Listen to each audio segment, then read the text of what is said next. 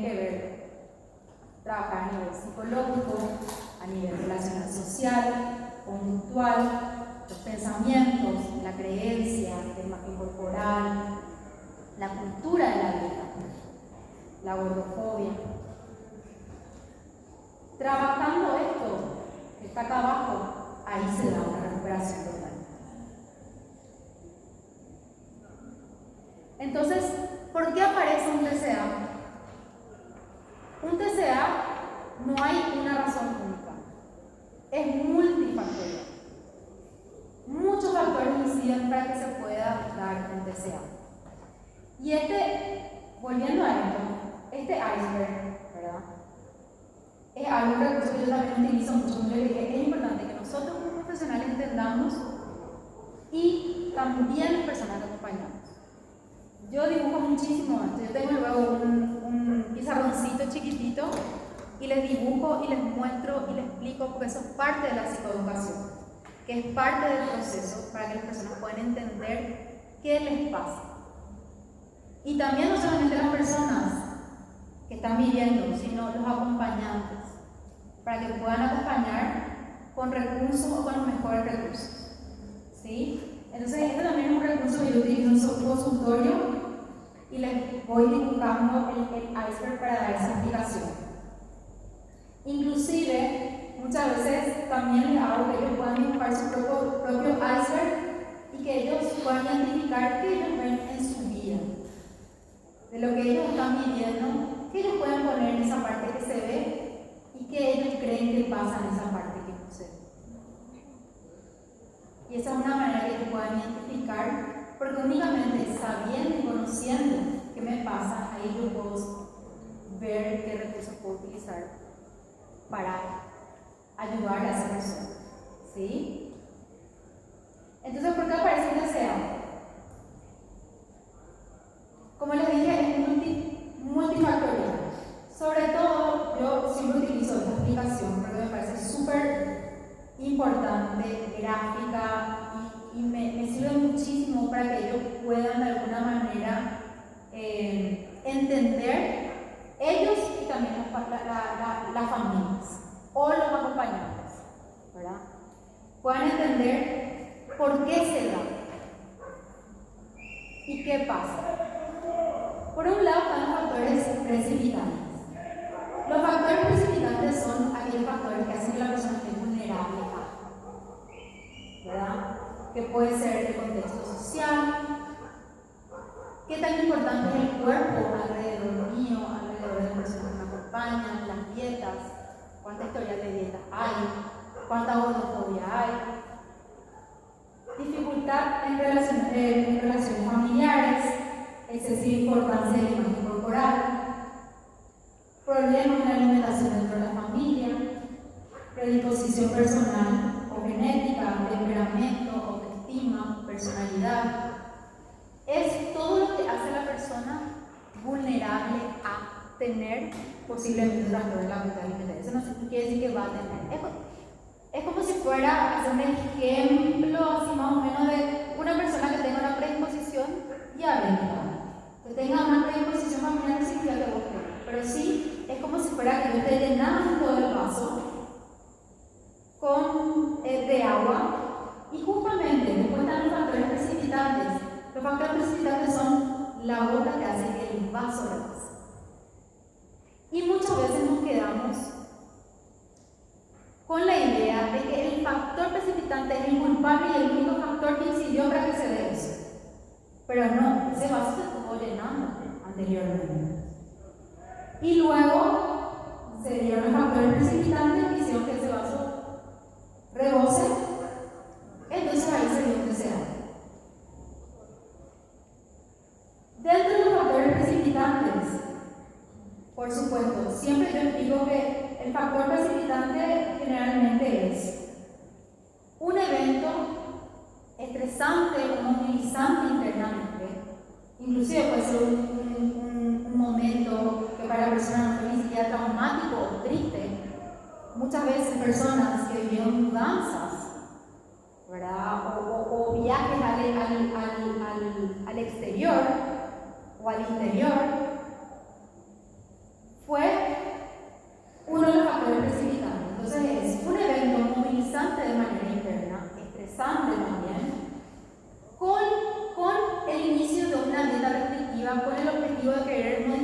el cuerpo o el peso.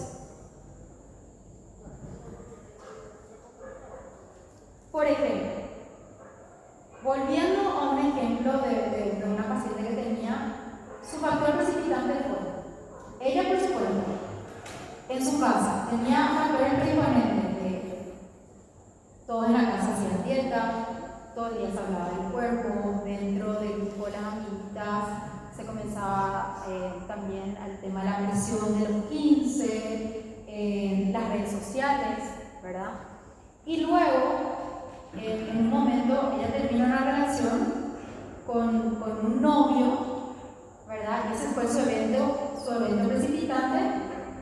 Entonces sus amiguitas que le dicen, bueno, para sentirte mejor vamos a empezar una dieta. Y así él se va a pichar, porque te va a ver radiante. Entonces inicia con eso. Ese fue el factor que disparó.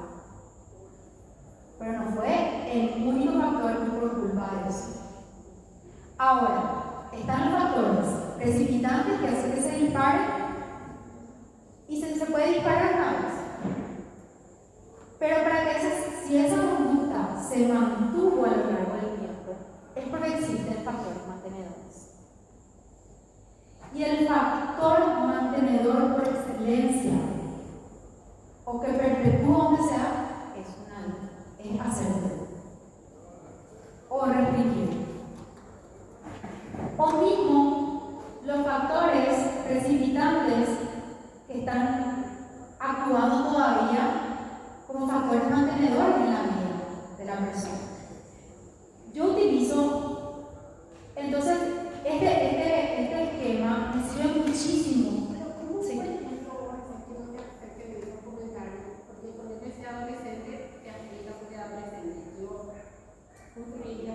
Tengo una pareja que es doctor de medicina y de repente me dice, Pati, estás bonita de traer. Y yo, para mí mi trauma, yo subo 1 o 2 kilos, yo hago así, o sea, pero no tiene tacto para decirme, pero está subiendo. Y el doctor. Lo que pasa es que pero es por salud, ni estética. Bueno, yo te diría que esa perspectiva es muy obsoleta y también es muy como que sesgada porque ves solamente una parte de lo que es la persona y no la totalidad. Y por otro lado, me decís, ¿cómo ahora que no me afecte? Imposible, te va a afectar. Bueno, te va a afectar porque vivimos en una sociedad que constantemente nos da mensajes que nos hacen tener miedo a no seguir los parámetros de lo que la sociedad nos pide. Pero, conociendo los conceptos,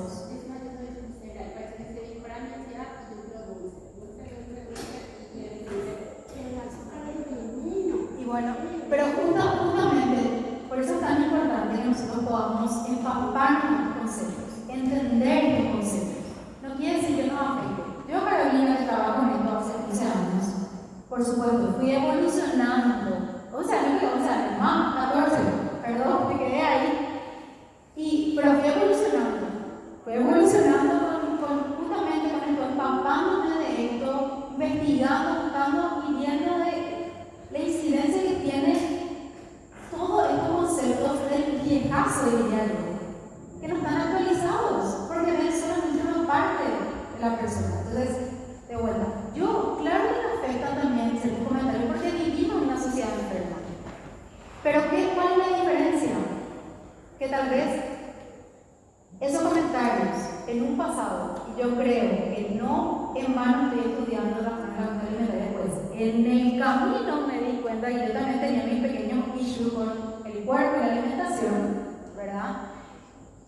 Pero fui trabajando. Eso no quiere decir que no me afecte, pero hoy como tengo estos conceptos presentes y sé realmente qué es salud, qué me hace bien, puedo poner una balanza y puedo tomar la decisión que a mí realmente me hace bien. Me va a afectar, pero no va a incidir en mi vida o en todo mi día. Anteriormente un comentario así me iba a afectar y todo mi día iba a ser malo. Hoy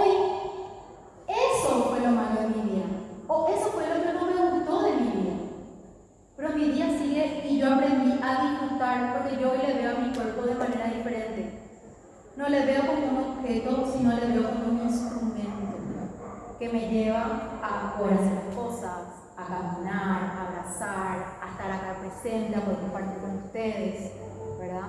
Entonces, el poder, de vuelta, tener estos conceptos presentes, nos da esa posibilidad de poder contrastar con la información que recibimos afuera y ver, bueno, qué realmente me sirve a mí y qué no me sirve.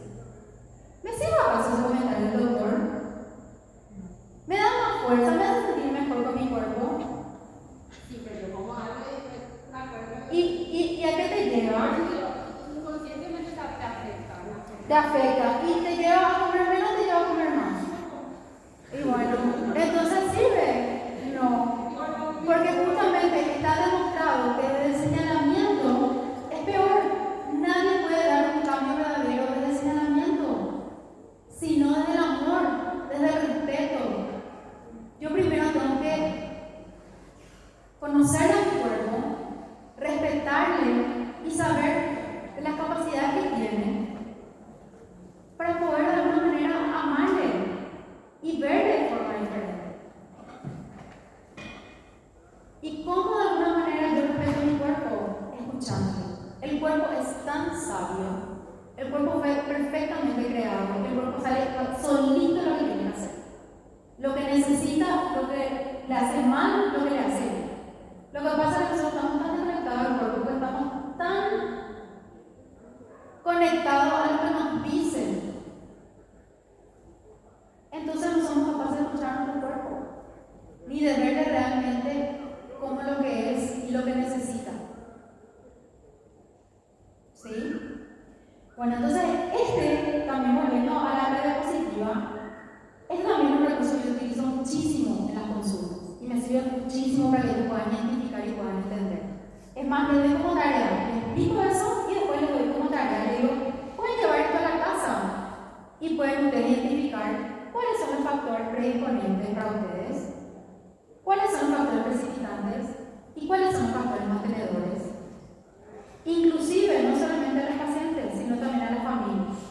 Entonces después podemos hacer como podemos de alguna manera ver toda esa información y capaz nos sirva. ¿Sí? Estamos hablando justamente del factor social, ¿verdad? Hay una frase de Naomi Wolf que dice: la dieta es el sedante político más potente de las mujeres. Cuando nosotros estamos haciendo dieta, primero nuestro cerebro se desnuda. Entonces no tenemos la energía para pensar en nada y encima estamos tan obsesionados con el cuerpo que solamente pensamos en el cuerpo y comida. No vamos a tener tiempo ni espacio suficiente en el cerebro para hacer otras cosas. ¿Y por qué hablo de esto? Es cierto que el TCA se da también en hombres, pero la realidad sigue siendo que mayor proporción en mujeres y la presión social sobre las mujeres es mucho mayor que en los hombres. Sí, hoy en día es más en los hombres que antes, pero las mujeres sigue siendo de mucho mayor peso. Entonces, me gustaría compartir esto, ¿verdad? El trauma sistémico, el vivir constantemente en una sociedad que nos está diciendo y vulnerando nuestros derechos que no somos personas adecuadas, es vital entender que la forma de violencia hasta la mujer también fue el cuerpo y sigue siendo el cuerpo. Son resultados del sistema histórico de opresión hacia los cuerpos.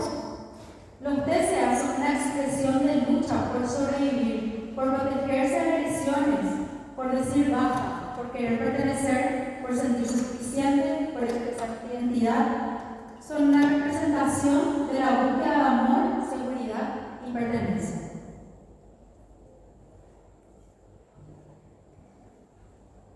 Es tan importante poder explicar un poquitito esto, también un recurso que yo utilizo muchísimo, ¿verdad? Que es el ciclo de la restricción. ¿Qué pasa cuando nosotros restringimos? Porque yo hablo tanto del factor, y es del factor número 1, el factor mantenedor del trastorno de la conducta alimentaria. Restringir es no comer lo suficiente, no comer, quitar un tipo de alimento. Hoy en día está tan analizado el tema del carbohidrato que han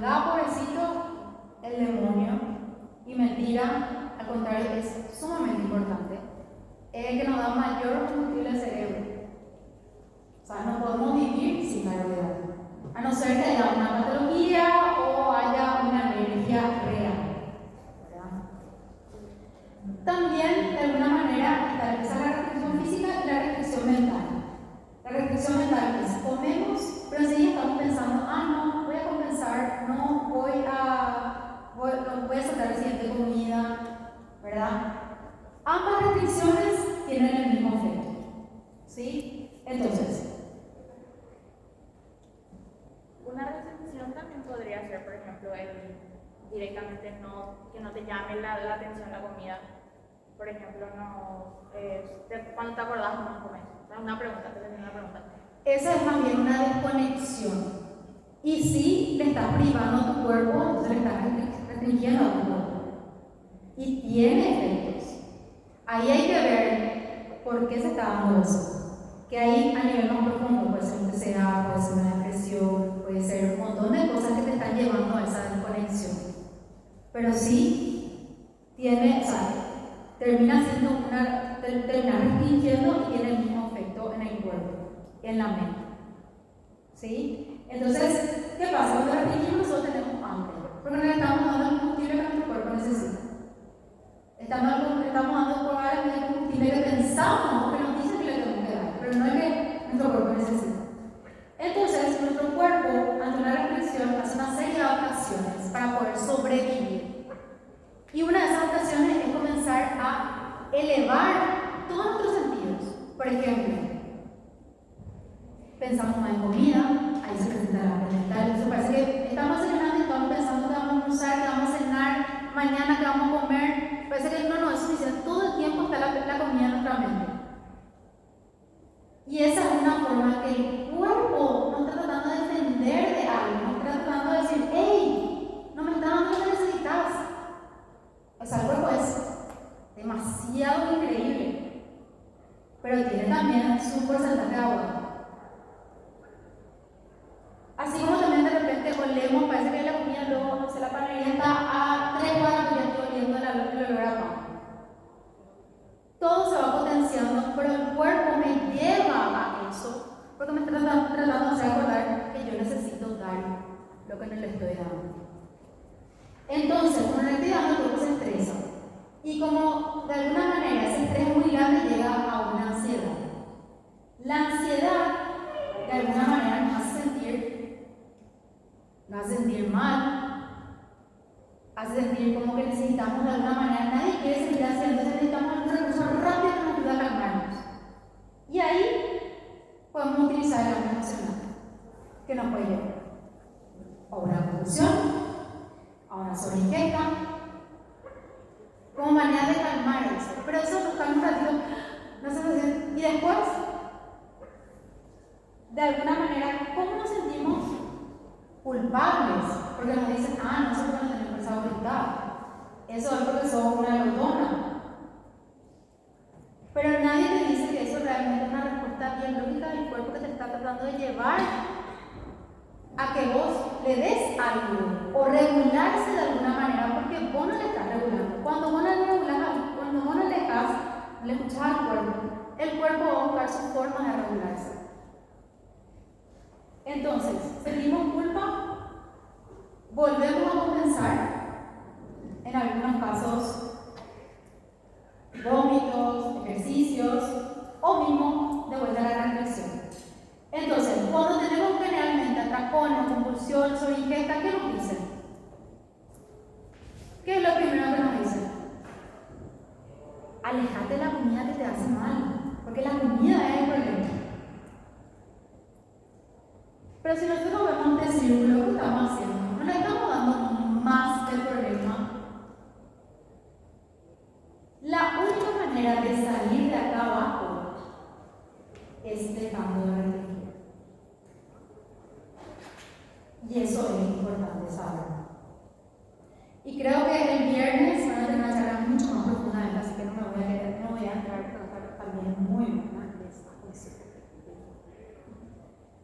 Bueno, entonces, esta dieta restrictiva produce una serie de cambios biológicos y psicológicos que interfieren en el buen sobre el individuo. Sigue negando lo que le pasa, no tiene conciencia clara de la enfermedad, no es capaz de cambiar lo que piensa, se obsesiona cada vez más por la comida, sus capacidades cognitivas y su capacidad de abstracción se empobrece. A medida que aumenta la restricción, aumenta el riesgo del descontrol alimentario, incrementando el miedo por ganar de peso. Es importante que cuestionemos ¿por qué sería saludable estas conductas dañinas en personas de cuerpos grandes y supuestamente detonadoras en personas de cuerpos pequeños? ¿Por qué la restricción es mala para personas con cuerpos pequeños y sería bueno supuestamente para personas con cuerpos grandes? Para todos, para todos tiene la misma consecuencia.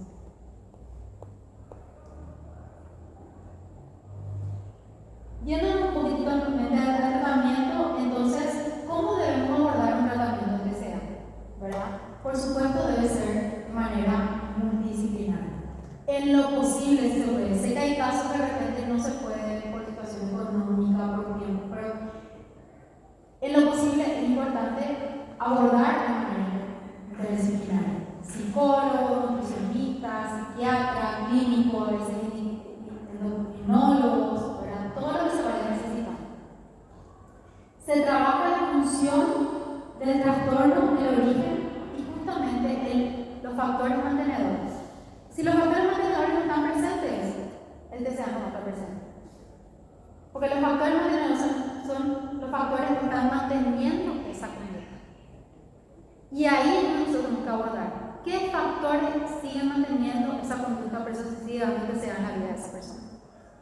Como por ejemplo les contaba en esta primera paciente, comenzar a ver qué factores siguen manteniendo esa conducta. Porque hay factores que tal vez no fueron trabajados o abordados, por eso sigue la conducta. Independientemente de que ella mejoró en un montón de áreas de su vida, que es cierto. Pero no por eso está sanando de todo, ¿verdad? Entonces, primer objetivo, siempre en el control de la conducta alimentaria, es restaurar el estado nutricional del paciente. Si no restauramos, es imposible trabajar a nivel emocional. Porque un cerebro desnutrido no puede pensar, no puede abordar y ir más abajo. Entonces, lo principal y número uno es el restablecimiento nutricional. Y ahí se ve la forma, si tiene que haber entrenación, si tiene que ser guía a sonar, o sea, se ve cómo dependiendo del caso. Pero ese es el primer punto. Si el paciente no está en una desnutrición, y en nutrición, ojo, se da en todos los tipos de cuerpos, no cuerpos extremadamente delgados. O sea, hay que tener cuidado. No se puede hacer un trabajo a nivel profundo. Eso no quiere decir que el psicólogo tiene que venir después, no. Tiene que haber un acompañamiento a la par. Pero eso es lo principal, acomode lastimosamente. Porque a veces es muy traumático. Pero sin eso no se puede dar. Uno, porque la vida del paciente corre riesgo, y dos, porque un cerebro nutrido no puede pensar. ¿Sí? Entonces, detectar patrones desordenados, tratar las complicaciones físicas, adherencia al tratamiento, trabajar con el paciente el vínculo terapéutico. Si el paciente no confía en nosotros, y eso ya es otro tema mucho más profundo, pero es importante trabajar el vínculo y la confianza con el paciente. Proporcionar psicoeducación, estos conceptos que yo les estuve mostrando, es parte de psicoeducar. Es importante que ellos puedan entender, para que después, cuando reciban otra información de afuera, puedan contrastar esa información y ahí ver con qué se queda. ¿Sí? Favorecer el apoyo familiar. La familia puede ser un aliado muy grande en el tratamiento. Así como también hay familias que hay que desvincular lastimosamente por un tiempo y trabajar. ¿Sí?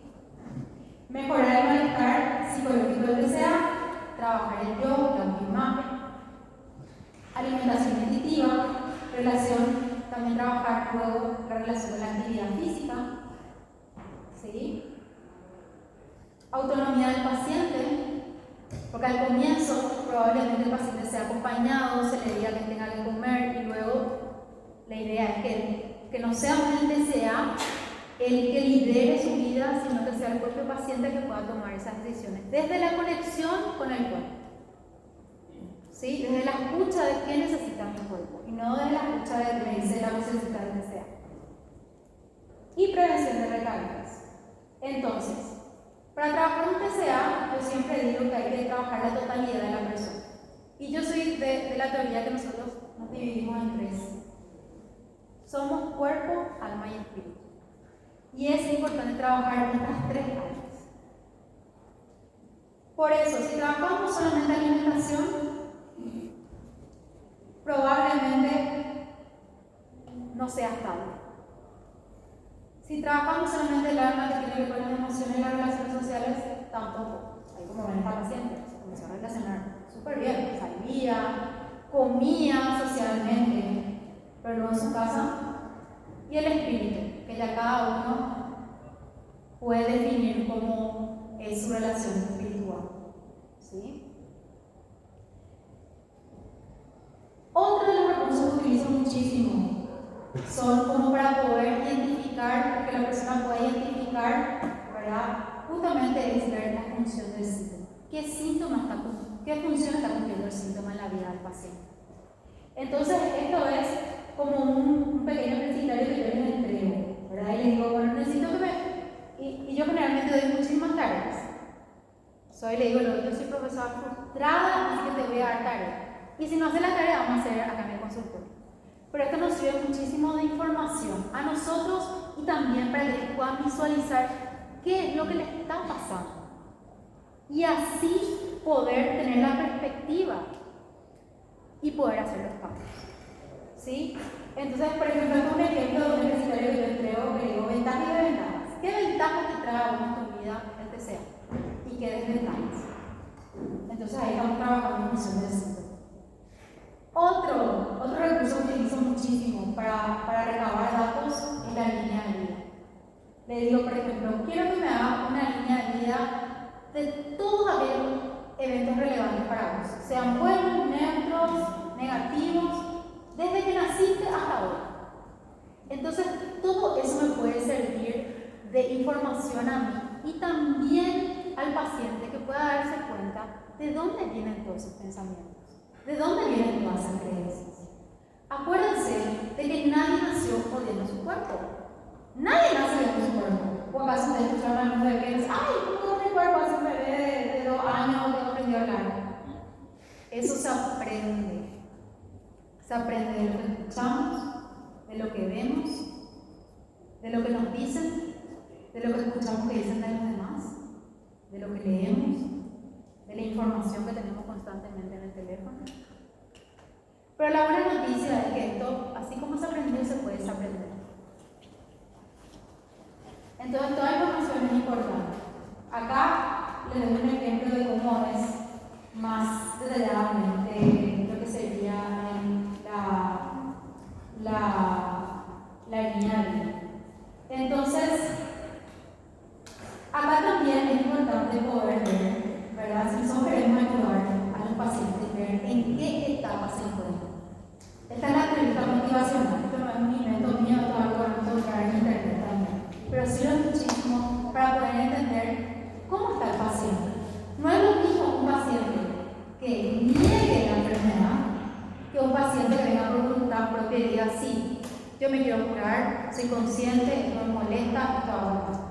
Entonces, de alguna manera, esto nos puede servir como para saber qué ir haciendo de a poquitito y qué ir investigando y cómo abordar al paciente de acuerdo a la etapa en que se encuentra. ¿Sí? Esto es todo lo que les voy a entregar. Estas son otras técnicas que también se pueden utilizar dentro del consultorio, ¿verdad? Según diferentes teorías. Entonces, yo creo que es súper importante tener en cuenta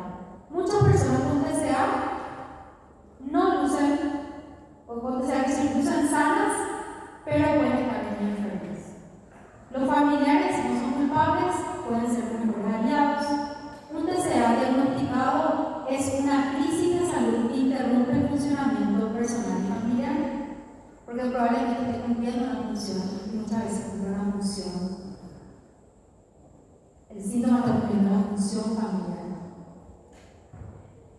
Los trastornos alimentarios no son una elección, son enfermedades serias. Los TCA afectan a personas de todos los géneros, edades, razas, etnias, formas. Los trastornos alimentarios aumentan el riesgo de suicidios y complicaciones médicas. Los TCA son graves, los TCA matan. No es vanidad, no es capricho, son enfermedades mentales. Los TCA son serios. La genética y la mente juegan roles importantes. No, solamente la genética no predice quién desarrolla un trastorno. La recuperación completa de un trastorno alimentario es posible y es importante detectarlas y intervenir a tiempo. Estos son algunos factores protectores preventivos. Mantener la comida como un acto social, como una opción de diálogo en la familia. Promover a confiar en el cuerpo y sus señales, como estuvimos hablando. El cuerpo sabe perfectamente lo que necesita, lo que tenemos que hacer es empezar a escucharlo. El cuerpo nos dice cuando tenemos hambre, cuando no tenemos hambre. Pero estamos tan desconectados que ni siquiera sabemos qué le pasa al cuerpo. Proporcionar modelos de conducta adaptada y fomentar la aceptación de diversidad corporal. La cultura de dieta y sus efectos es importante tener en cuenta. Promocionar la autoestima, asertividad, no clasificar la comida como buena o mala, practicar desde el placer y no motivarla como medio para el cambio, fomentar la reflexión y inclusión de ideas y actitudes reflexivas de la alimentación y el cuerpo, que son difundidas por los medios de comunicación, educación emocional y cómo influye la reflexión en la salud integral de la persona. Estos son factores protectores. Es importante hablar de la restricción y cómo esto influye. Entonces, la recuperación donde se da no se mide por los kilos, se mide por la paz mental de la persona, la libertad y el bienestar emocional. La forma no te dice cuán saludable es una persona. Son estos factores los que te pueden decir realmente una calculadora que sea. Y creo que, como les dije anteriormente, nosotros podemos ser agentes de cambio del lugar que nos toca. No hace falta que trabajemos con TCA, pero es importante tener estos conceptos, porque sin querer podemos estar agravando una situación. Y también podemos detectar a tiempo para salvar una vida y poder derivar de manera correcta. Les animo a todos a que, aunque no se dediquen a esto, sigan investigando, sigan capacitándose y los que quieran dedicarse a esto, por favor, bienvenidos. Necesitamos más personas que se especialicen en trastornos de la conducta alimentaria, porque realmente es muy preocupante la cantidad y la proporción que se da hoy en día. ¿Sí? Muchísimas gracias.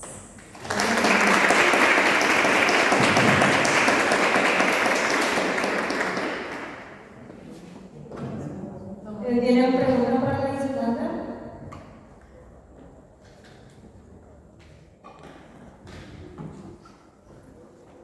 Sí. Estamos hablando sobre la conexión con el cuerpo. ¿Cómo se genera eso? Porque está tan distorsionada esa imagen, esa conexión que se vende por las redes sociales o por los medios de comunicación. Bueno, y eso es un trabajo que es parte, ¿verdad?, que hay que hacer. Por un lado, comenzar a no escuchar y comenzar a poquito a confiar en el cuerpo. Y hay pequeñas cositas que se pueden hacer en el camino para comenzar a detectar. Para poder trabajar esa conexión con el cuerpo, justamente hay que tener primero presentes estos conceptos. Porque muchas veces la restricción sirvió o tiene una función en la vida de la persona. no es fácil quitar ese, un recurso para sobrevivir a algo o por miedo a algo. Entonces hay que hacer un trabajo conjunto de eso y luego comenzar a identificar mismo mis sensaciones físicas. Y para eso hay un montón de recursos que se pueden dar como para comenzar a identificar cómo te sentís. Es importante comenzar a escuchar. Somos un todo, es como nosotros un tablero, como es el tablero de luz, que es un tablero en general. Y muchas veces nosotros, por ejemplo, vienen pacientes y me dicen, bueno, yo quiero saber cuándo estoy saciada. Y yo le digo, ¿sabes cuándo tenés hambre? Le pregunto, no. Bueno, o de repente hay pacientes que me dicen, bueno, yo no quiero sentir tristeza, pero quiero ser feliz. No. Yo necesito comenzar a identificar y de alguna manera a permitirme sentir con todo lo que viene para comenzar a escuchar mi cuerpo. Porque cada cosa que me pasa tiene una función. Por ejemplo, las emociones tienen funciones. O sirven para adaptarnos a ciertas situaciones. Nosotros tenemos necesidades físicas y necesidades emocionales.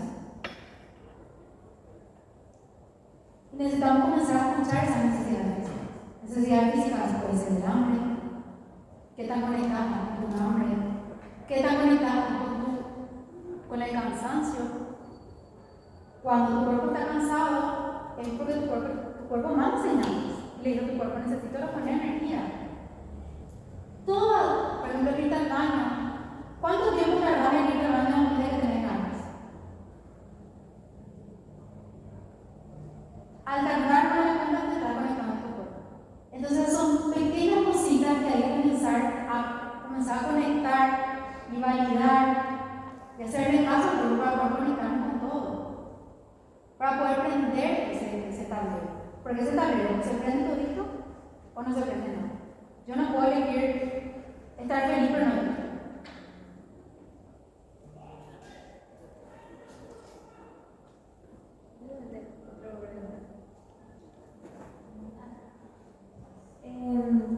Como la empresa tiene un trabajo multidisciplinar, ¿cómo se encuentra o se trabaja con profesionales en esa área que vayan de la mano, por así decirlo?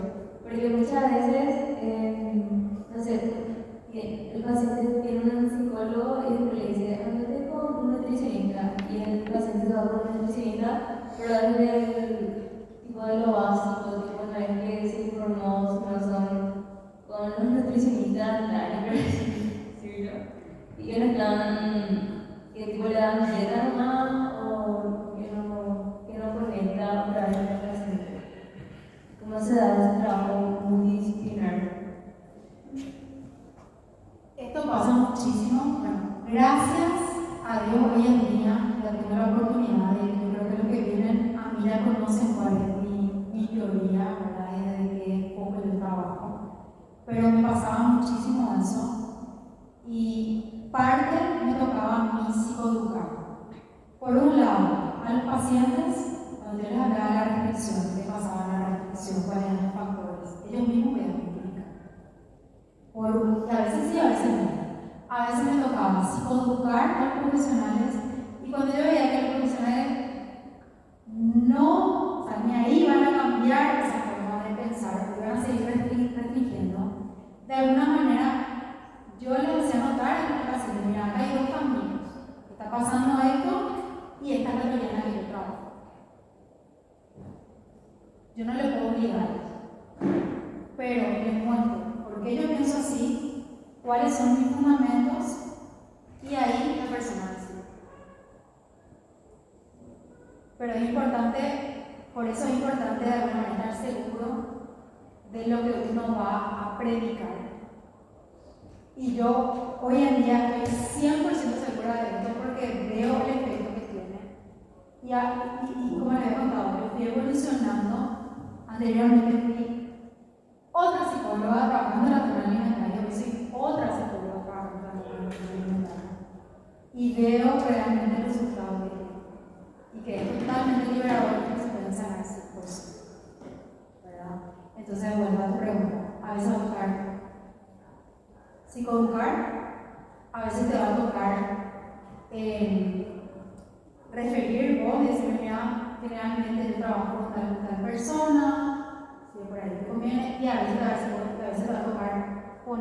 sobre la mesa. Dice, mira, yo veo que está pasando esto. Y para mí esto puede ser un factor mantenedor y no va de la mano y a vos te va a pasar. Entonces, yo te estoy dando como una perspectiva y la otra persona te está dando otra perspectiva y esto te marea más. Y es importante que se tome una decisión. Y ahí no puedo obligar, y ahí ya hay veces que se va contigo y hay veces que sí. Pero ya no depende de vos. Pero es importante que vos puedas plantar tus pensamientos y tus creencias. Y de manera concisa y segura. ¿Alguien más tiene una pregunta?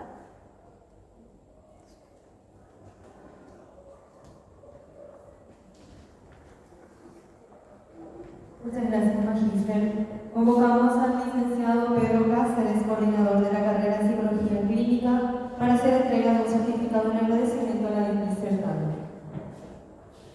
Certificado otorgado a la Magíster Carolina Campos Cervera.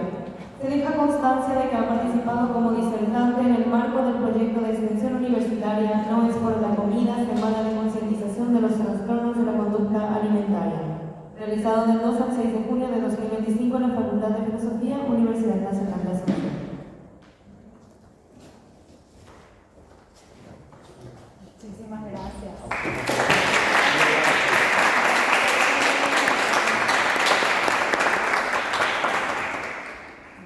De esta forma damos por concluida la charla de hoy. Agradecemos su presencia y sabiduría a la Magíster Carolina Campos y agradecemos también a la participación del público. Tengan buen resto de jornada.